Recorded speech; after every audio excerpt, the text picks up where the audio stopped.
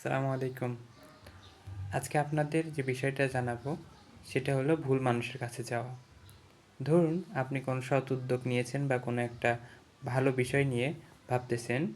তো সেই বিষয়টা বাস্তবায়ন করার জন্য কারো সাথে পরামর্শ করা দরকার যে ওই কাজটা কীভাবে সম্পূর্ণ করবেন বা ওই কাজটা করলে আপনার কী ক্ষতি হবে বা লাভ হবে।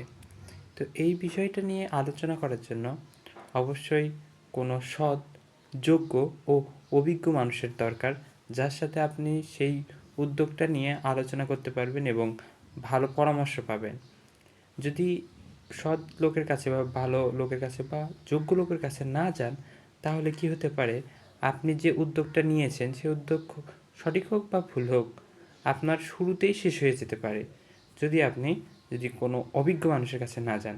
তাই আপনার যদি কোনো সৎ উদ্যোগ নেওয়ার ইচ্ছা থাকে বা সৎ উদ্যোগ নেওয়ার জন্য কোনো প্ল্যান করেছেন, তাহলে অবশ্যই খুঁজে খুঁজে আপনার প্রিয় এবং যে আপনাকে সবসময় সাপোর্ট করতে পারবে, আপনাকে হেল্প করতে পারবে এবং আপনার পাশে থেকে সবসময় আপনাকে এগিয়ে যাওয়ার উৎসাহ দিবে, সেরকম কাউকেই আপনার ওই উদ্যোগটার বিষয়ে আপনার জানাবেন এবং তার সাথে আলোচনা করবেন, যেন আপনি ওই কাজটা আরও সুন্দর মতো সম্পূর্ণ করতে পারেন। ভুল মানুষের কাছে গেলে আপনার ওই উদ্যোগটা কোনোভাবেই সম্পূর্ণ হওয়া সম্ভব না। সে হয়তো আপনাকে শুরুতেই আপনাকে ডিমোটিভেট করতে পারে, আপনাকে ভালো পরামর্শ নাও দিতে পারে, বা সেই ওই বিষয়ে অভিজ্ঞ না হওয়ার কারণে আপনার ওই উদ্যোগটা সম্পূর্ণ নাও হতে পারে।